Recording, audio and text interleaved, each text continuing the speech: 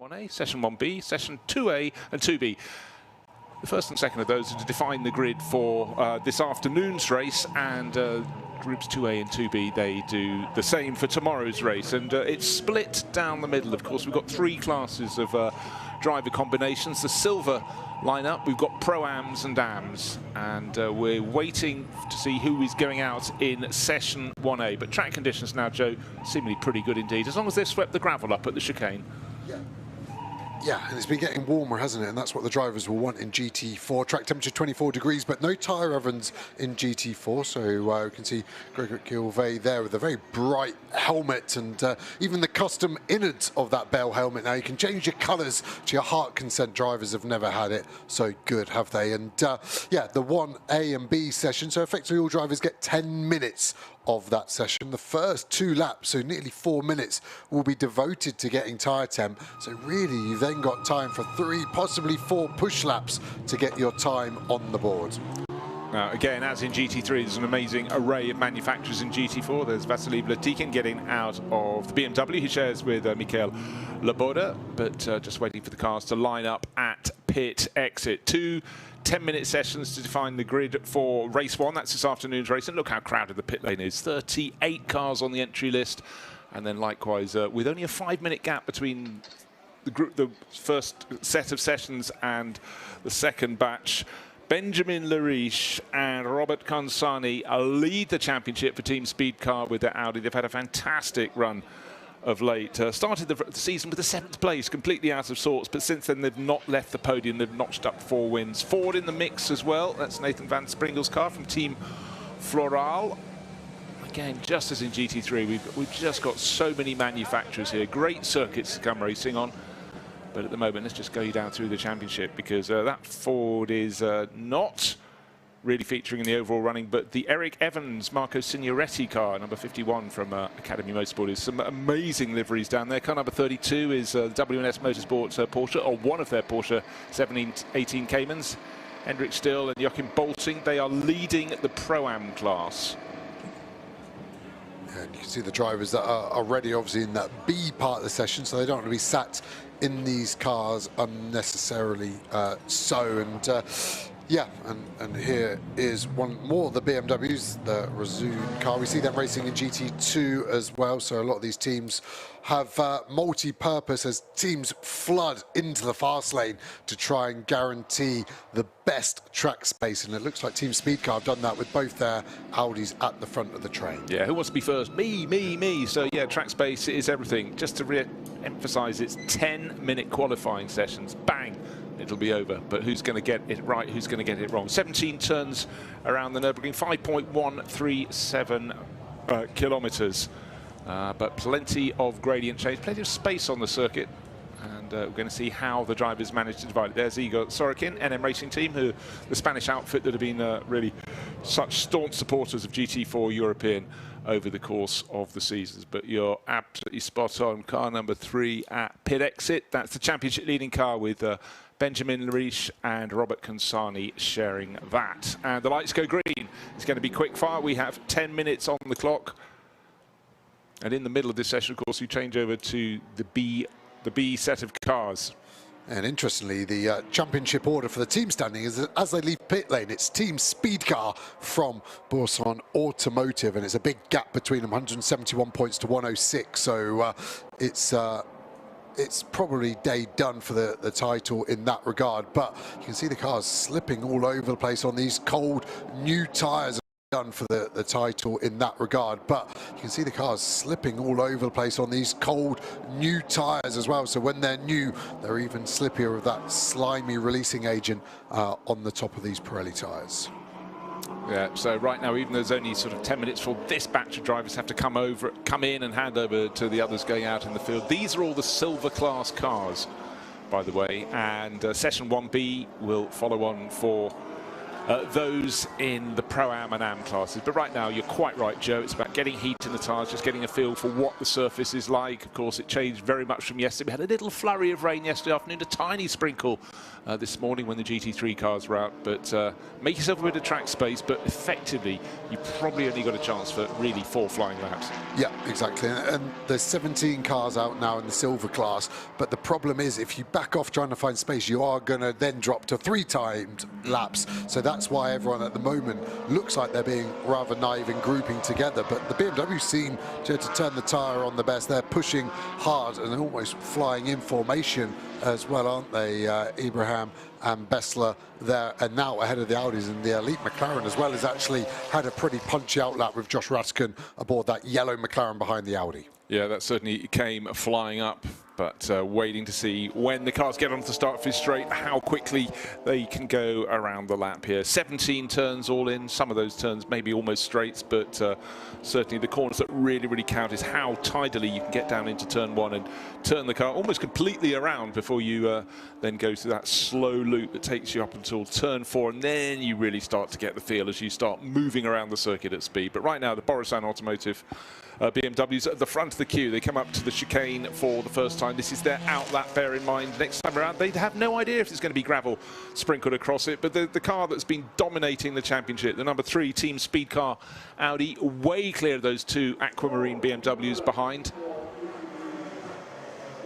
And certainly showing an enormous amount of intent in a season when they can seemingly do no wrong with their Audi. It looks like everyone's going for 2 prep laps, apart from this number 3 car.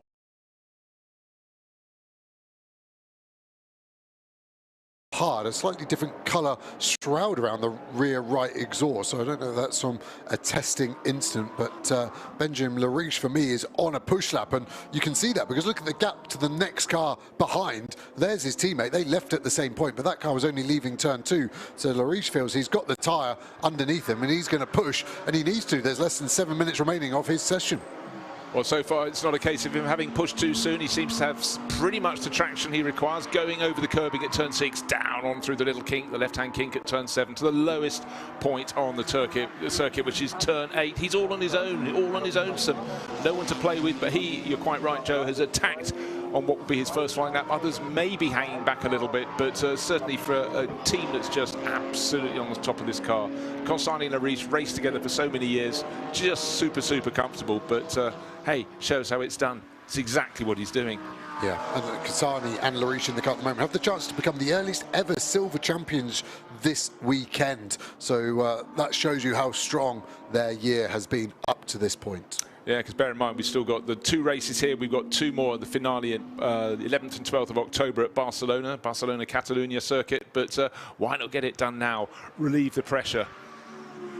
Benjamin Lariche just looking so neat and tidy. Again, it comes from years of experience. It comes from a great ability. He's been, you know, he's not totally monstering the curves. They got through the chicane neatly, tidily. So the first flying lap on the board, of course, will go to the top of the charts. But this may well be the fastest lap that anyone's manages all session. The session is already really counting through. But look at Gilbert. I thought he was on another prep lap, but he actually just went for a slow out lap, and it actually looks like the sister car to Lariche. Here, going Gilbert in the green, silver, black Audi is going to go top. Pre-qualifying, the fastest lap was a 2:04.4, so we're still a second off that. That car that did the time was the yellow McLaren in the background. What can Raskin do? He's only 4th at the moment, but expect the lap times to drop by at least another second. Well, Team Speed Car have obviously got their prep absolutely spot on in terms of getting the cars out and making the drivers go fast. Both drivers in the 2-minute 5-second category. The best of the rest is Berkay Bester, one of those 2 BMWs, car number 12. He's 2 minutes and 9 seconds. He's 3.8 seconds down on the ultimate pace. Of course, that ultimate pace may improve, but Speed Car, they had the first roll of the dice there. Yeah, it did, and Tabak is now up to 3rd place, Nicole up to 6th as well, so the BMW's grouping together 4th, 6th and 7th at the moment. The Fords not having a great first lap, and these two are going to start tripping over each other. Bessler in front of that Audi of Gilbert. Look at the the straight line speed of the Audi. Gilbert wants to overtake Lariche in the other Audi, now fastest in sector 1. Gilbert steals that back, but I worry for Gilbert. He's going to start to get held up by this BMW Bessler. Look at the sectors. He was 7/10 quicker than that BMW. He's still pushing. He's got a job now to decide, do I overtake to get the gap, or do I back out of this lap into the gap behind and try and use that? But he is in a BMW sandwich at the moment. Yeah, 4 minutes remain out of the 10 allocated to the silver class drivers. 17 of them out on the track, 16 have set a time. Sergio Nicolai has yet to come round, but certainly Benjamin Lariche at the front of the field. He's second fastest. His teammate in the number 8 sister car, the sister Audi, 0.4 of a second quicker, but Lariche certainly just hanging it right out there on the curbs. It's visually different to the way he exited the curbs. Over the curbs on the exit of the chicane on the first flying lap. Let's see how low this mark can go, but already Gilbert is improving even more in second place. Right to the top, 2 minutes 4.0 seconds is Benjamin Lariche, but being held up by the BMW, or is he? Yeah. Certainly Gilbert has made it very hard indeed, but maybe both these cars will get ahead of Benjamin Lariche. Across the finish line they go. Will Gilbert go to the top? Yes, he does. Benjamin Lariche go to second, but Berkay Bessler picked up the pace too. He's much closer. 0.8 of a second cover the top 3, and the McLaren coming through for Elite Motorsport. Yeah, great lap from Ratkin there, nearly 0.4 clear of Gilbert, who had to overtake Bessler into turn 1. And more of a race than a qualifying session for those two thus far. The Mustangs starting to climb up the order slowly, but only 6th at the moment for Evans. Yeah, that lap for Ratkin, he goes top by just over 1/3 of a second. So the McLaren to the top for Elite Motorsport. He's showing with Mackenzie Creswell. We'll see how he can do in the qualifying sessions too, but at the moment it's McLaren from 2 Audis, from 2 Aston Martins with Seiler and Ferrier 4th and 5th. Best of the Fords, Eric Evans down in 6th place. They've been having a strong season though, but I will keep an eye on times being taken away for exceeding track limits. We will see. Yeah, Lariche still improving in sector 1, so the tyres are hanging on. He's going to get 2 more laps, although it's only 10 minutes. He won't take the checkered flag until that 10 minutes, so as long as he starts the lap before that point, he's okay, and he will be safe by just over a minute. So 2 more laps for Lariche here, as the car seems to be breathing a bit of vapour out the rear left there. I just spotted, can be normal. The oil of the car just starts to vaporise, and that's the vent essentially. But let's keep an eye. Just saw a puff of white smoke out the rear left corner.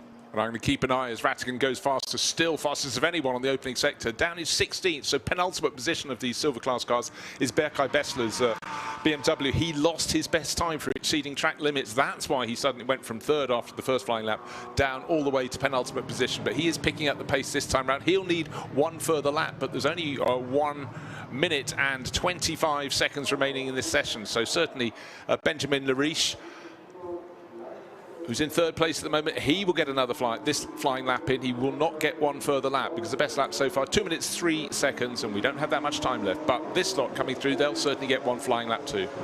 Yeah, what can the BMWs do? Ibrahim up to thick, Rattigan with a problem in the middle sector. Don't think it was traffic. He's not had to overtake that Aston behind him. Is that the tyre gone? The green sector's starting to get more sparse. But I say that, look at Sailor to the top for Aston Martin. Wow, very impressive run for the racing spirit of Le Mans Aston Martin there. So again, this great spread of manufacturers, GT4 European Series, 38 cars coming out to play.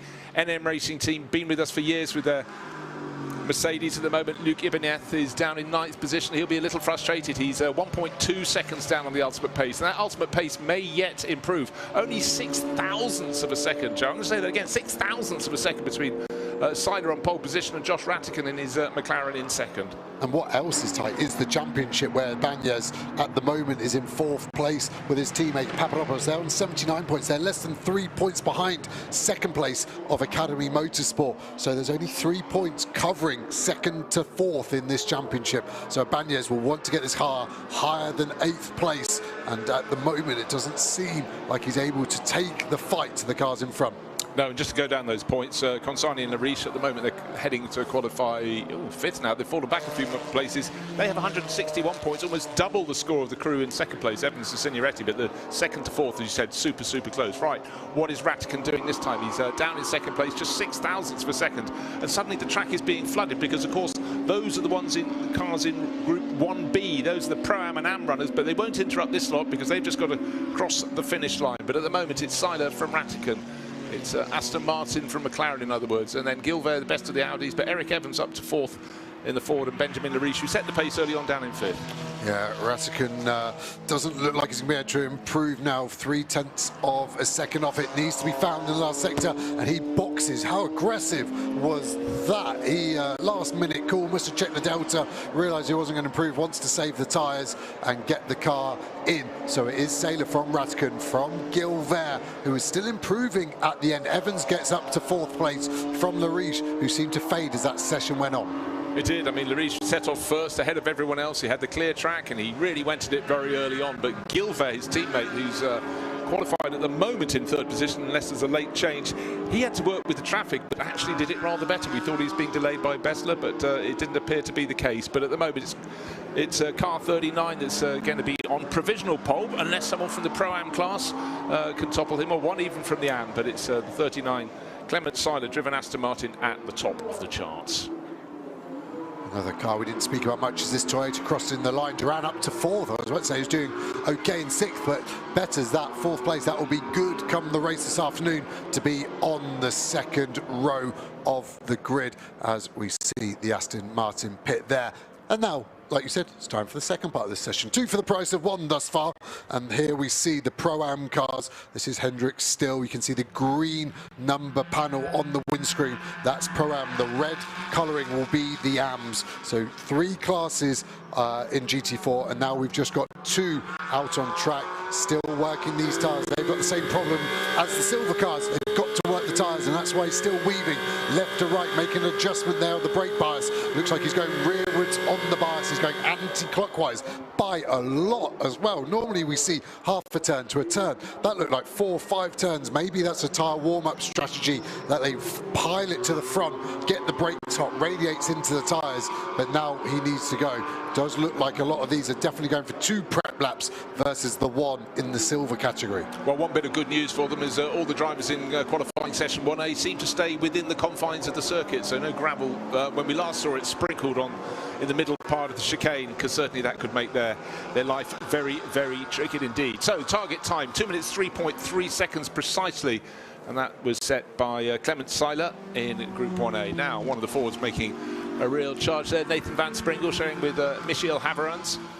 And again, actually, you know, there it is in the middle. BMW, Ford, Porsche. This is the story of GT4. So many manufacturers coming to play, and some people actually...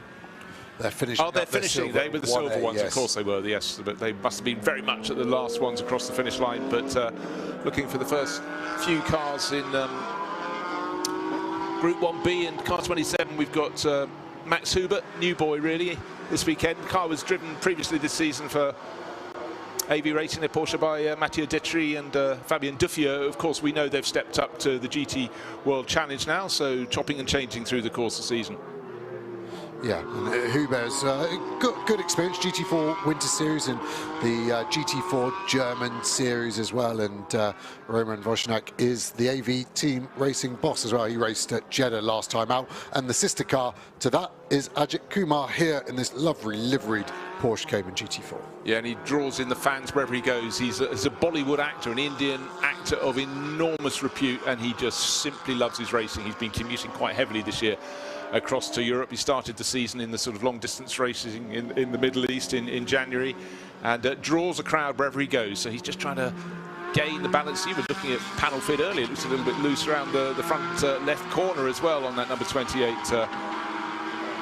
And a lot of the tracks he's having to learn as well. Exactly. That's so difficult, and we saw him have a bit of a shunt last time out. We go aboard another Porsche. Hendrick still now on his second push lap. Balance looking okay. You can hear how smooth the upshifts are in this dual clutch Porsche. Misses the apex slightly there, the German.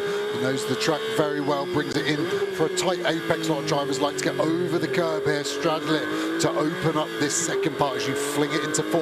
Careful of track limits on the exit. There is a camera policing it. We were A-OK there. And you can see him actually go for the gear lever. He was just making sure it was in the right mode, because the paddle shift on the wheel is normally the optimal way. And actually Safronov in this 7 Aston Martin sticking on the rear bumper of the 32 car very smartly. We're coming to the end of sector 1 here. 58.1 is fastest in Sector 1 at the moment for Ratican in the McLaren, and we're 6/10 off that at the moment, and actually Safronov closer than that, so the Aston Martin seems to be strong compared to the Porsche around this Nürburgring circuit. Right, so the fastest of these drivers still down in 18th place overall, behind all 17 from the first session. But at the end of this lap, we might find some interlopers, and certainly Hendrick still has to be one of the favourites to do just that. He's been racing GT4 for a very long time indeed, and being pushed around by Safronov in the Aston Martin behind. So Porsche from Aston Martin. Track up ahead of them completely clear, so no complaints should be coming from either of them, but how quick can their times be? Where will they put them on the grid? Bear in mind, this is forming the grid for this afternoon's race and the grid for the second race. Tomorrow's GT4 European Series race will be defined by sessions 2A and 2B later on, but only 5 minutes after the end of this session, so it's really, really quick fire. Yeah, you can hear the gravel getting kicked up underneath the Porsche of Hendrick still. Everyone being very cautious of the track limits out of 17. The reason being, you won't just lose the lap you're on, you lose the next lap as well for an unfair advantage onto the pit straight, as we see a race between the Audi and the Lotus here. Stefan Daste, team owner of the Lotus as well, struggling to get past the other speed car Audi there at the moment. Right, there's look at the timing graphic. The best of the runners in session 1B is Stanislav Safronov, is Aston Martin, up to 5th place overall. So for Mirage Racing, that is a good run.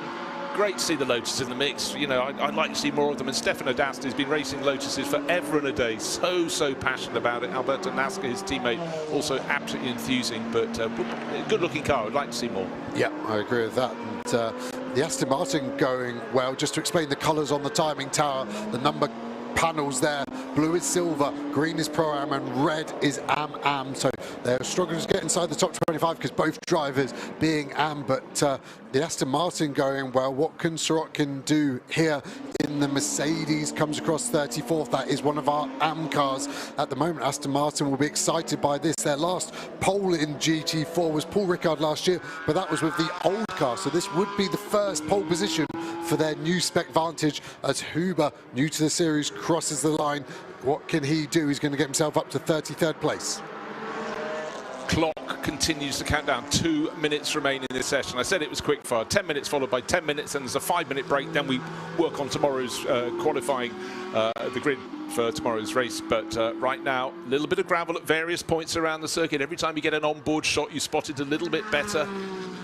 But certainly Stanislav Safronov in that number 7 Aston Martin going super well. 5th fastest overall. And I tell you what, if he can find 0.4 of a second, he could put himself up onto the front row. This is close for pole position overall. Purple Sector 2. He's getting the perfect slipstream of Still at the moment as well, who's improving himself. This is going to be their last lap. What can they do? Safronov crosses the line. He goes pole position.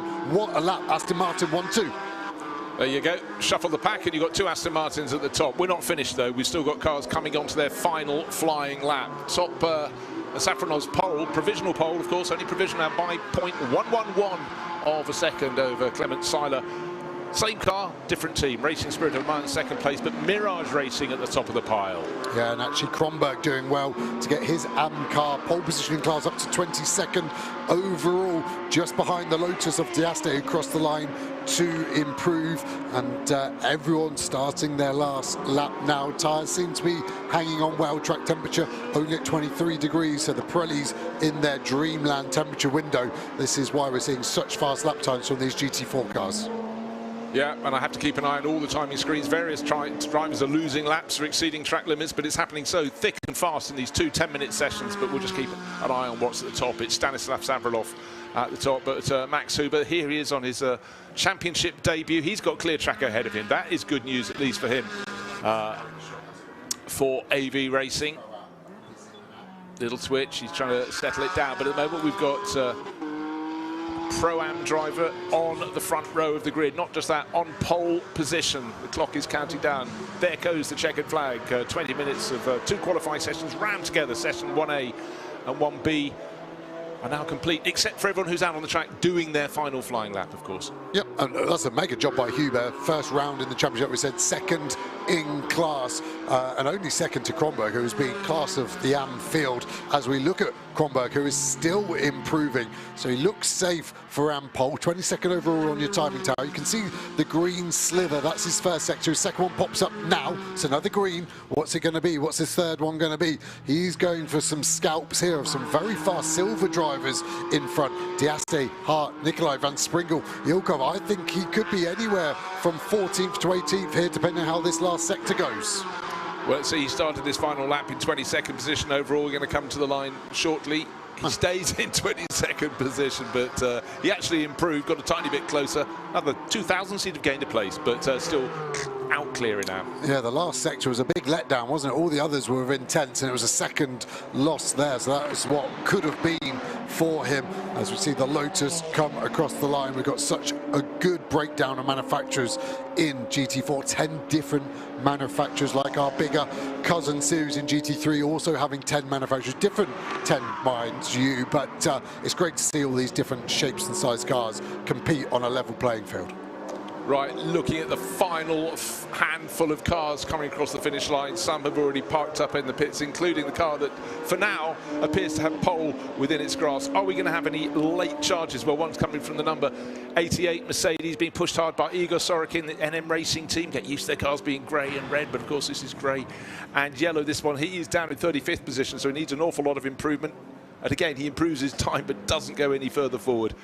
Right there, so super tight at the end, but bragging rights to Stanislav Safronov, car number 7, not only top in his class, but top of the chart overall. So he was running in the Pro-Am class and has put it on pole ahead of a similar Aston Martin, but from a different team with a silver lineup, and that's Clement Tyler.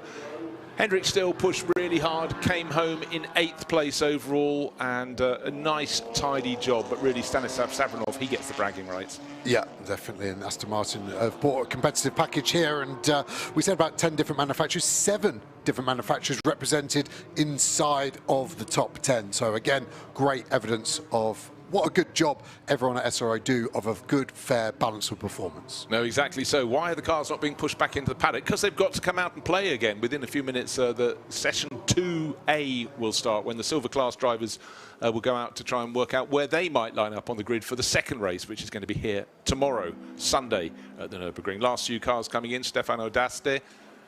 And beautiful car, isn't it, the Lotus in that livery? Well, it just looks right. It looks so it's going to be handling beautifully, whether it does or doesn't. Yeah, I have driven that car as well, so I can confirm it handles as well as it looks as well, and it's a Toyota supercharged V6 in the back of it, so it screams along nicely as well. And they'll be hoping for a good result, haven't they? They've shown real glimpses of pace over the season.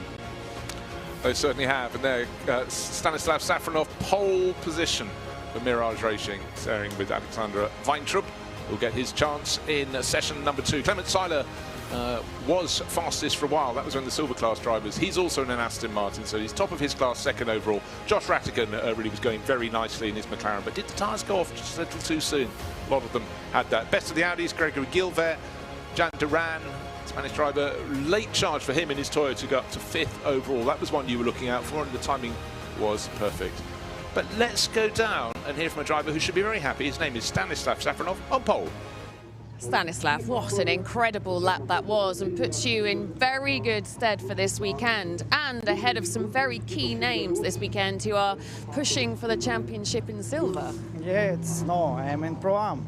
No, but I mean you're ahead of some very key names. Yeah, thank you. It's really good lap, and I say thank you for my team, for Aston Martin, and let's see in the race, because quali it's only still a long race, right? Yeah. I'm wait the race, and I'm happy. Yeah, thank you, and say hi for my family. Congratulations, Stanislav. Good start. So there we are, happy indeed, but it's such a quick-fire qualifying format. One slip and you've pretty much blown it, or just losing track position. We had 17 cars going in the first group, followed by 21 in the second, and some drivers worked it better than others. I certainly think Gregory Gilbert might have been slightly higher had he not got stuck behind Berkay Bessler. But in session 1B came this car number 7, Mirage Racing, went to the top by just a tiny margin of a second, just over a tenth of a second. But hey, it's pole position. Yep, and now it's teammate time. So those pro-am cars hand over to the amateur driver. So all of the amateurs in the same session together. So it's a fair fight, so we can see where everyone lines up. So Safronov putting it P1. What can his teammate Weintraub do now as we start session Q2A? So out come the 17 silver class cars. They seem to have given themselves a little bit more spread on the circuit. In session 1A, their teammates came out almost line astern. And the car that had been fastest of the silver class cars is the one we're looking at now, car number 39, handed over to Bourdon Dutou from Clement Seiler. Clement did the flying lap that took provisional pole position. Of course, it was toppled when the Pro-Am car of Stanislav Safronov came out at the end and pipped it, but certainly Aston Martin is looking neat and tidy around here. You know what I said about them giving themselves space? Scrap that. They've all decided to be line astern as they go down through turn 6, and it very much is down. The circuit really does rise and fall here, Joe. Yes, beautiful topography in this part of the world as everyone's bunching together. This will be another set of new tyres for all these cars, so they're going through the same process, the warm-up procedure. They want to RAFA Racing car there, just probably in the worst position in terms of it right at the back of this queue, so finding space is going to have to slow down, whereas these Bourson automotive cars in that lovely blue, that BMW automotive, have actually adopted as an official colour. So if you're a fan and you want your own Bourson automotive coloured BMW, get online and order yourself one now.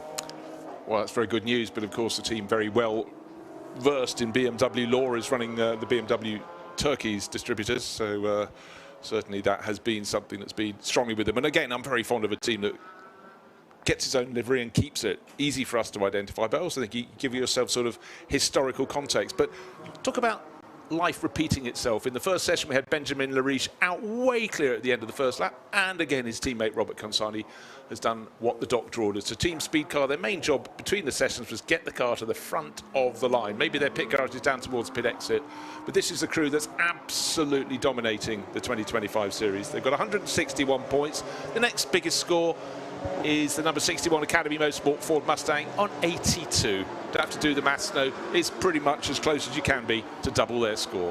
Yeah, they are exactly on pit exit, like you said, Bruce. So that's a massive advantage, but they're just getting themselves out of this traffic, aren't they? They're maybe losing a slight bit of performance by having to just attack it out the box, but they're not going to get compromised, not going to trip over anyone. Big slide there, though, and the Audi is definitely working the rear tyre. I've already seen the deflection in that rear tyre as it bounces over the curbs. These relatively skinny tyres compared to GT3 cars, meaning less mechanical grip, less aero, and the higher weight for GT4 means they're very, very hard to drive on the edge, and that's what Consani's done so well this year, and I think his rally background has certainly helped with that.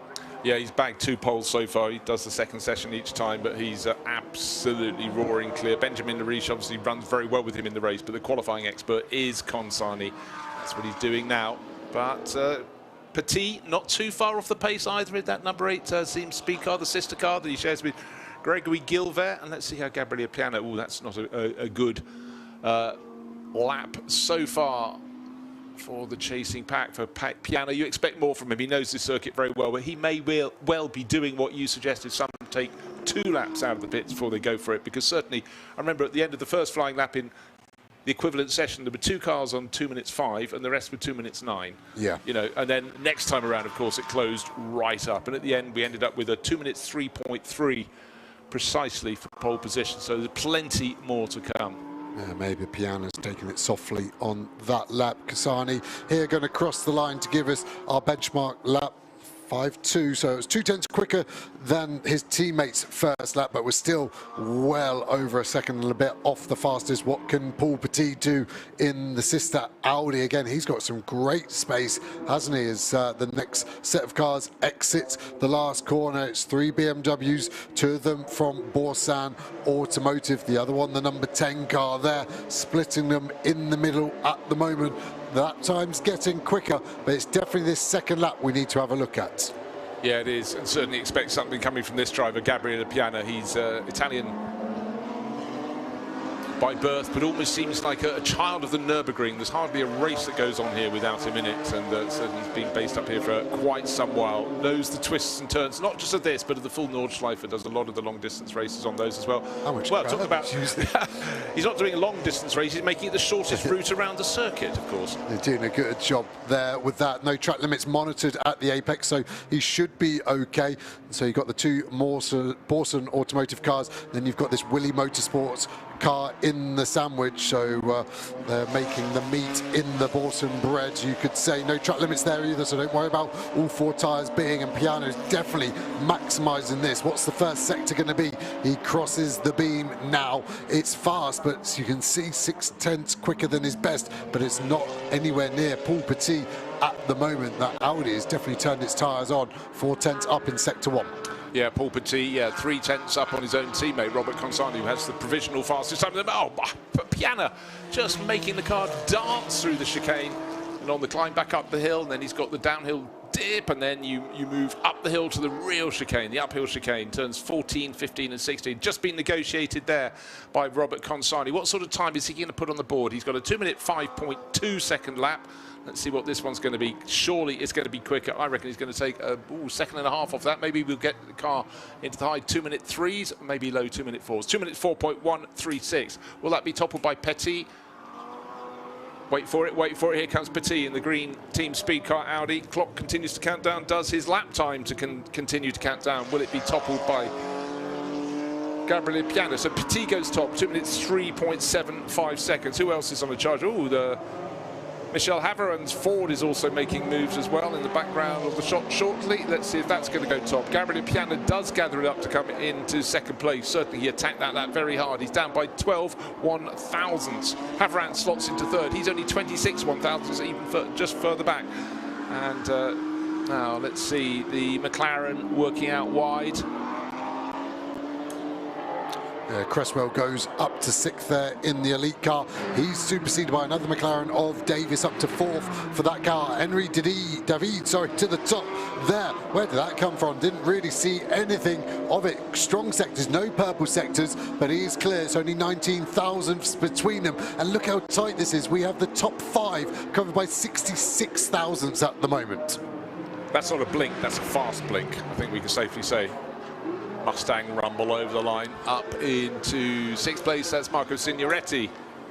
Orton gone fastest as well by 9 thousandths. So we're keeping the tight nature there. So 6/10, top 6 covered by 1/10. Signoretti to Orton, less than 1/10 of a second. This is phenomenal. People still improving, and Paul Petit is one of them in the number 8 speed car Audi. Yeah, and hasn't got anybody in front of him. This is very good news for the French racer. Down the hill he goes. Target time 2 minutes 3. If you get to 2 minute 3.5, that might be safe in this session at least. But we saw the Pro-Ams last time around having a shot. But if they're Pro-Ams, it means if they went in the first session, their AM teammate will be in one in the second. So really, I think the car on top of this session ought to end up at the top overall. But what do I know? Yeah, we saw the fastest lap in Q1 was a 3.1, so we're still 6/10 off that, so expect lap times to keep falling. We're seeing that on the sectors, aren't we? Paul Petit, what can Piana do as he crosses the line? He stays 4th. Looks like the tyres might have gone on the BMW. Well, he was pushing so hard on the previous lap, squeaking every inch he possibly could, try and shorten the lap, bouncing over the curbs. Adrien David stays in 3rd place, so it's Paul Petit from Will Orton needs to. There's someone who's run a little bit wide out of turn 16, but just got it back on the back stuff. Adrien David, the 87 numbered Toyota Supra, lost a bit of his pace in that middle sector. Will he improve his time? He's crossing the line in 4th place, goes up to the top, 2 minutes 3.465 seconds, but others still in with the shot. Their session officially ends in 30 seconds time because they were allocated 10 minutes, the first part of qualifying session 2. Where's the change coming from? Will Orton sitting in 2nd place in his Aston Martin. and Petit on another purple sector. It was Davis that kicked up the dust in front of that Toyota, and he went on to 4th on that lap. So that McLaren's got some serious pace, considering he wasn't touching the tarmac for a good few hundred meters out of that last chicane. And again, here's Petit. We saw this last lap. I've got deja vu here. We had a purple sector 1, and then the lap started to fade away from the Audi. What can Petit do? Can he keep the ante up? Can he take it to the Toyota and the Aston Martin in front? We need to find just over 0.2 a second to get pole position. It's next to nothing when you see differences of just thousandths of a second. So 0.2 clear. Paul Petit in 3rd position, but he's shaved off 5 100s. He's going to have to shave more than that. He's lost it in the middle sector, unless he can pull out something phenomenal in the very short final sector. It starts just before the uphill chicane and then runs through this final corner onto the start-finish straight. Of course, if you exceed track limits at turn 17, this the final corner, your lap will be taken away from you. But I don't think this is going to be enough for Petit unless he does something sensational. Well, he improves into 2nd place. He goes to within 0.2, but not enough to topple Hadrian David.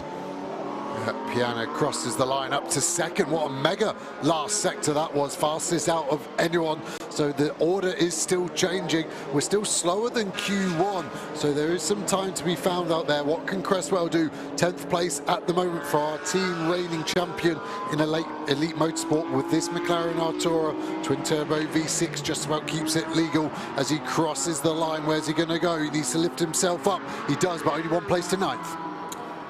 Super tight on the timesheets, out on the track as well. So Will Orton tucked in behind in his racing spirit of Le Mans. Aston Martin getting a tow, but he actually wanted the clear track. But Mercedes just sitting there in front of him. But at the moment, bragging rights to Hadrian David, top for Toyota. Then the best of the BMWs, Gabriele Piana et al. And already the pit lane will be disgorging other cars out onto the circuit in this, where qualifying session 2A fuses into 2B. Or not to be will be the question, and the Ginetta actually has its team manager being called to race control from session 1, so hopefully that isn't a penalty that they attract, and the silver cars will be slowing down to make their way in. Here we see the Lotus, this time with NASCAR aboard. Hugely popular figure online, always gets a lot of comments on the live chat as well, so he'll be hoping to get that car well upside. Maybe top 15 is a realistic target for that Lotus. Yeah, never met NASCAR until the start of this year, and he's just such a personable person, isn't he? He's just, you know, full of enthusiasm. And as you hope all drivers will be, but yeah, rarely they are. And luckily we had him at Spa during the long red flag period, and he carried a lot of the TV, so I'll be eternally grateful for him. So now we go on board. Henrik still earlier. This is Joachim Bolting, so the amateur driver. And this will be a good view of what the difference between a pro and AM is. And Joachim Bolting, a very fast AM, the gap hovering around 2 seconds between him and his pro. And it's all in the energy of the car. It's the confidence to lean on the tyre in these long sweeping corners, to tell yourself, get off the brake, keep the speed high, keep your vision high so you know where the car's going, and making sure you maximise everything. We're still in the warm-up procedure at the moment, so we're not on the ragging edge. You can see him just trying to feel the grip. A couple of pulls on the belts to make sure they're as tight as possible, but we're still 3 seconds off. And look at that snap of oversteer as the rear tyres come up to temperature.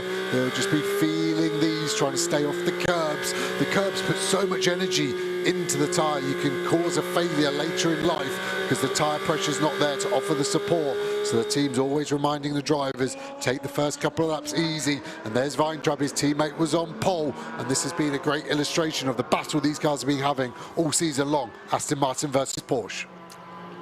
Certainly is. Conditions improving all the time, track temperature rising all the time. Now 25 degrees. Early in the day it wasn't. Still plenty of gravel on the exit of the corner. You can see the cars dropping into the compression before they rise up to the chicane. So effectively that's been people cutting the curb at turn 12, but hasn't really caught them out. The drivers need to be further to one side. Now Weintraub, it's been a great meeting so far for Mirage Racing, as Joe pointed out. Pole for race 1. That's this afternoon's race. This is trying to work out pole or grid positions for race 2, which will be held tomorrow, Sunday, here at the Nürburgring. But Joachim Bolting being effectively shoved across the finish line by the Aston Martin tucked in behind. Yeah, Bolting was defending here. I don't think he wants to lose position to Weintraub, but Weintraub wants to get past, and he'll want the remainder of the session free. Let's see who's leading out of turn 1. That's going to be a battle, and it's the Aston Martin. I think that's pretty important. I think that shows real intent of who's potentially going to be on pole position in this Pro-Am class. Yeah, and you have to feel really, you know, furious if you got stuck behind another car and you think, I've got the car to take pole position or send me right to the top of the grid. You're stuck behind someone else who's close, but just not on your pace, particularly in such a short session when your tyres are sweet just for a moment or two, or the ultimate time on those tyres. And certainly, having got clear, you'd expect Weintraub to pull away now. Now he's got to just really focus. His first task was to get past that Porsche. Second task is to deliver in terms of accuracy and speed. Yeah, and with 4.5 minutes remaining, he's going to keep pushing. Sometimes you get past the car, then you back out of it. You don't let the position back, but you keep the energy out of the tyre to buy yourself some more life on those tyres. But Weintraub pushing on nicely, less than a second off the fastest Pro earlier in this session from the silver class. So this has been okay, considering he had to overtake into turn 1, and this is going to give us a great illustration of the Pro-Am gap as well. At the moment, the gap growing bigger to Bolting behind. Yeah, Weintraub absolutely flying neat and tidy though, I must say. He's not taking too many chances. He's seemingly really learning through the course of this season, getting a good balance out of his car there. But again, the team has a helping hand in that, of course, as well. But now using the topography of the circuit very nicely indeed. We'll get a good illustration here as they go through the end of sector 2, what the gap is going to be. First sector's the longest, middle sector is the middle longest, and then the last one very, very short, but 1.5 seconds lost in that middle sector. And it's actually that Ginetta of Modrica that's looking strong in the Pro-Am class. At the end of this lap, I expect that Ginetta to be the fastest Pro-Am car as they cross the line. They're going to get a couple of more push laps.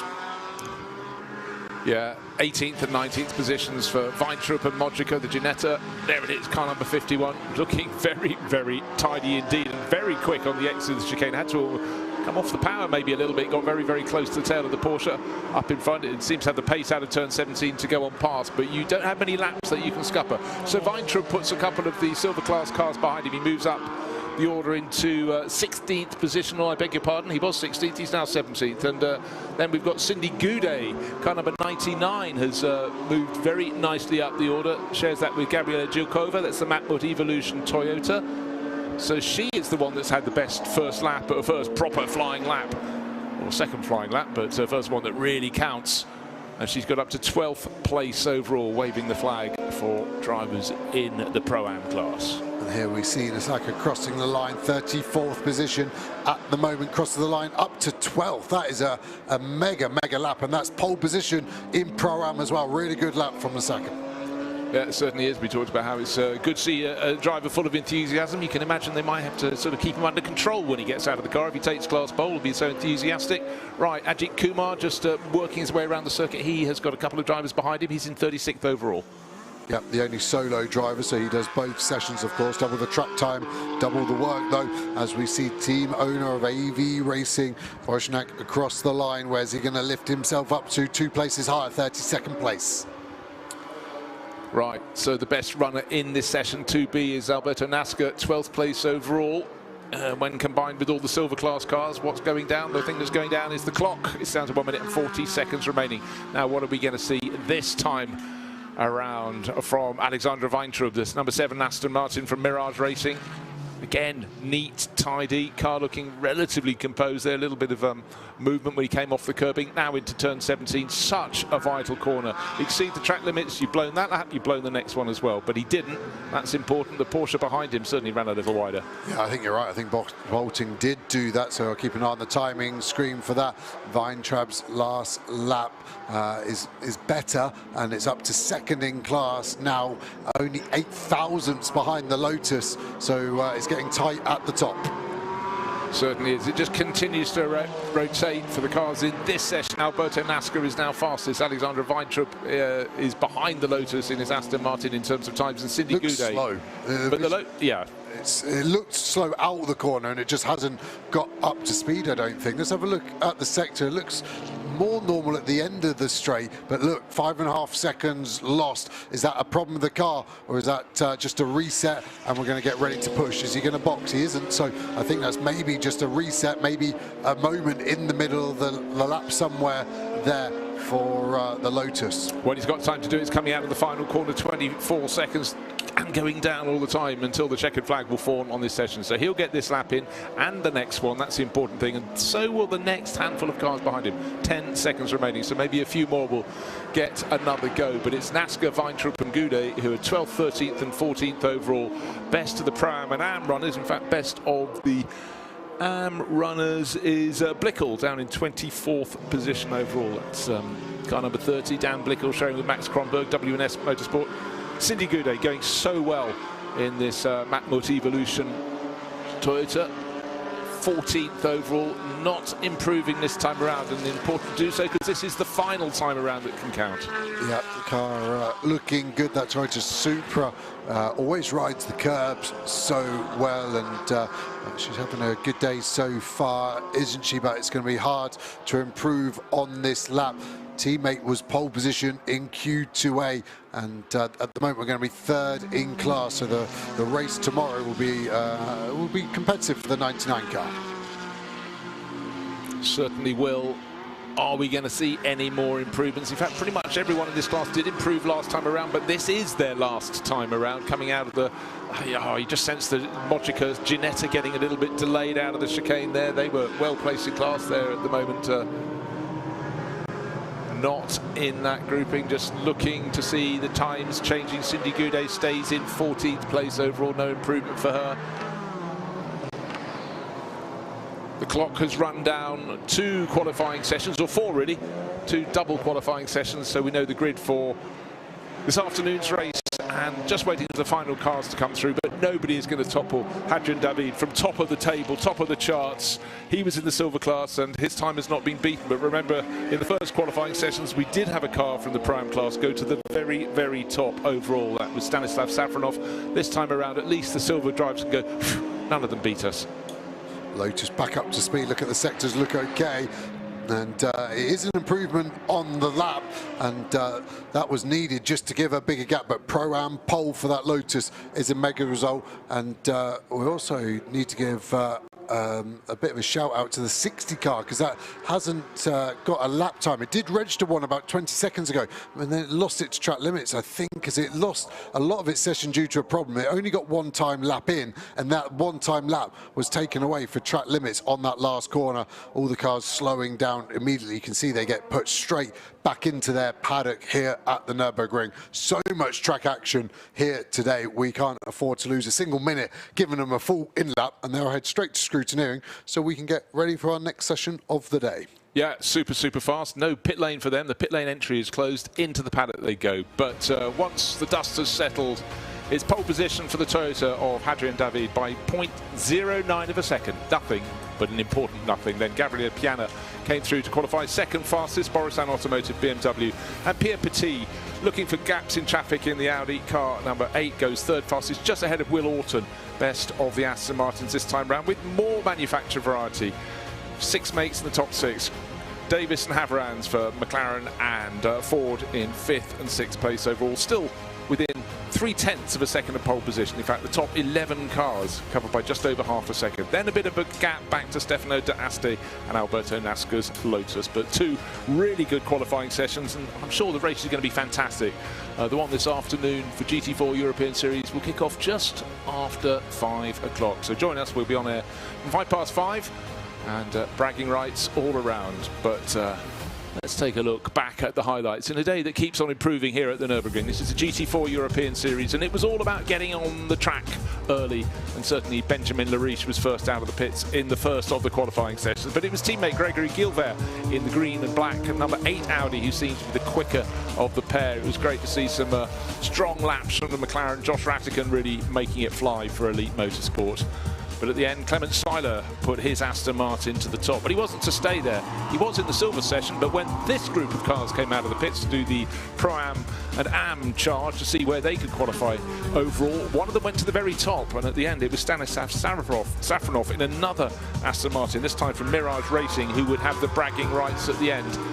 Certainly was pushed hard at certain points. There he is, car number 7, using the curbs very nicely indeed. And that meant he took pole for the qualify for this afternoon, Saturday's race here at the Nürburgring. But in no time, it was a chance for the second drivers in those cars to go out in qualifying session 2 to see who could get on the grid in pole position for Sunday's race here at the Nürburgring.